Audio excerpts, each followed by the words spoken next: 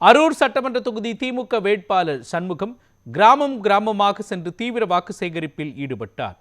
மொரப்பூர், தாசர அள்ளி, போடி நாயக்கன்பட்டி, ஜடையம்பட்டி உள்ளிட்ட கிராம பகுதிகளில் பிரச்சாரம் மேற்கொண்ட திமுக வேட்பாளர் சண்முகத்திற்கு பொதுமக்கள் உற்சாக வரவேற்பு அளித்தனர். அப்பொழுது உதயசூரியன் சின்னத்திற்கு வாக்களிக்குமாறு பொதுமக்களிடம் காலில் விழுந்து கேட்டுக்கொண்டார்.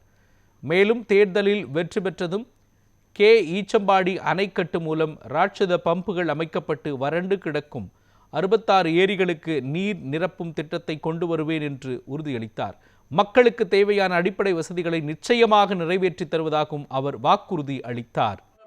அந்த செனாக்கல் நீரேற்று திட்டம் கண்டிப்பாக உறுதி பெற்று தந்து நமது வெற்றி வேட்பாளர் அன்பானவர், பண்பானவர் என்பதற்காகவும் கழக தலைவராலும் மதசார்பற்ற முற்போக்கு கூட்டணி தலைவர்களின் ஆசியுடனும் அரூர் சட்டமன்ற தொகுதிக்கு வேட்பாளராக அறிவித்து தற்போது வாக்கு சேகரிப்பில் ஈடுபட்டிருக்கிறேன். போகும் இடமெல்லாம் மக்களிடம் எழுச்சி இருக்கிறது. கழக தலைவரின் 5 ஆண்டு சாதனைகள் மக்கள் மனதில் ஆழமாக பதிந்திருக்கிறது. அதில் எழுச்சியாக தெரிகிறது. மக்களிடம் போகும் இடமெல்லாம் சில வாக்குறுதிகளை கழக தலைவரின் மூலம் நாங்கள் வழங்கி வருகிறோம்.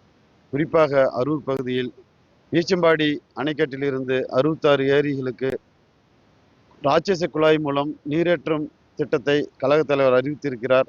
எனவே அதை வாக்குறுதியாக கொடுத்து நான் வெற்றி பெறும் சமயத்தில் அதை கழக தலைவர் எடுத்துக்கொண்டு அரூர் சட்டமன்ற தொகுதியில் உட்பட்ட அந்த 66 ஏரிகளுக்கும் நீர் நிரப்பி விவசாயிகளின் தண்ணீர் பிரச்சனையை தீர்ப்பேன் என்று உறுதியளிக்கிறேன்.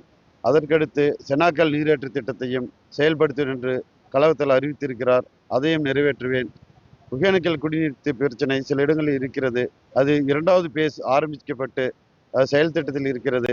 அந்த ஒகேனக்கல் குடிநீர் திட்டத்தில் 2வது பேஸ் ஆரம்பிக்கும் பட்சத்தில் அனைத்து கிராமங்களுக்கும் குடிநீர் பிரச்சனை இருக்காது என்று உறுதியளிக்கிறோம். இதன்படி கழகத்தில் ஆட்சி அமையும். ஆட்சி அமைந்தவுடன் இந்த அடிப்படை வசதிகளை பூர்த்தி செய்வேன் என்று அனைத்து மக்களுக்கும் வாக்குறுதி